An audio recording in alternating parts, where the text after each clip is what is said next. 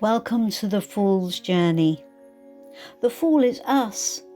He's pure potential, and his job is to take a leap of faith. He is you.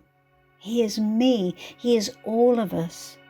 He's a new beginning, and his job is to leap into life.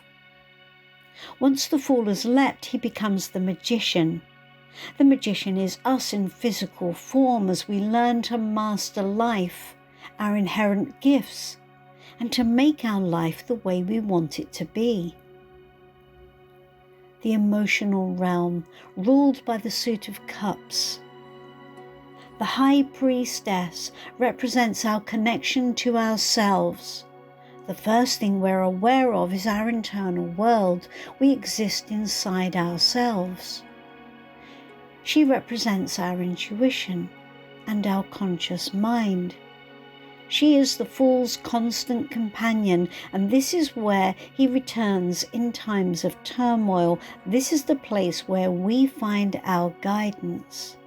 This is the place where we store our fear as well. She is the keeper of our secrets and our authentic selves.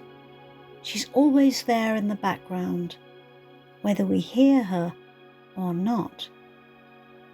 The Fool meets his mother, the Empress. This is our connection to another, the first experience we have of warmth and comfort and nurture. Our physical body held by another. It is the place from which all things grow. She is our emotional earth. The Emperor. The Fool meets the father. He represents separation from the mother, necessary emotional restraint, rules, and structure. The Hierophant. The Fool goes to school. This is about learning and connection to our culture, traditions, religions, and education. This is where the Fool learns the way it's done and what the rules of the outside world are. The Lovers. This is where the Fool learns about connections to others outside the family unit. Choices need to be made about friendships, relationships, morality, and emotional bonding, and what's important around relationships. The energetic realm, ruled by the Suit of Wands. The Chariot. The Fool is learning to drive, to apply his will and his determination to the outside world, to focus ahead and to set goals and to control distractions. Strength. The Fool learns to endure, to apply his will and his determination to his internal world. He learns to stay centered under stress and to tolerate and stay strong through discomfort. The Hermit. The Fool is alone for the first time, and he must decide who he really is and what he really feels while being emotionally unsupported. He must decide what he's going to do now. He has to make his own way and make his own decisions. The Wheel of Fortune. The Fool thought he had it all worked out, but then the world turned and changed around him, and he had to respond instinctively to what was happening around him that was not of his making and not within his control. How he responds will decide his fate moving forward. Justice. The Fool learns his fate and that the decisions he makes in life will have consequences. He learns about what's right and what's wrong, what's fair and what's not, and he must deal with it anyway.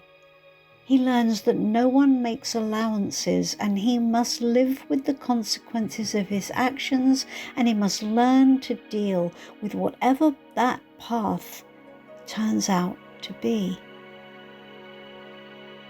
Mental realm, ruled by the suit of swords. This is where the fool learns to use his mind. The hanged man, having learned that he can't control everything around him, the fool gives up trying.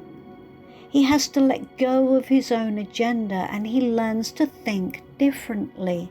And as a result, he learns patience, and he gains new clarity and insight. Death. This new perspective allows the fool to let go of what he couldn't control. He now understands that things must end, and he must surrender to those endings and allow things to change, as they always will. Temperance. The fool learns that nothing is black and white. There are no absolutes, and that getting the right balance is vital. He learns he must mix emotion, will, and be able to use his mind in the right measures to get the best result. The devil. The fool wants more. He has become complacent, and he's tempted by something that's actually not really serving him, but he doesn't care. He's doing it for himself. He's trapped in his own mind by his own desires, and he can't see the truth. The tower. Revelation. The illusion that the fool was living in is shattered into a million pieces, and he can now see the truth he needs to see. What he believes to be true has now proved false, and now he doesn't know what to think or what to believe anymore. The experience realm, ruled by the suit of pentacles. The star. Experiencing trust. The fool's world came tumbling down, so now he returns to the high priestess, his connection to himself and his higher power. He must trust his authentic self and his connection to the beyond to light his way forward. He must be able to trust himself to see that all is not lost, and he will find his way, and there is more to come. The moon. Experiencing fear. The fool has accumulated trauma from his experience with the tower. This has become lodged in his subconscious, and now he must, using the experience of trust, be able to experience, tolerate, and move through his fear. The sun. Experiencing joy.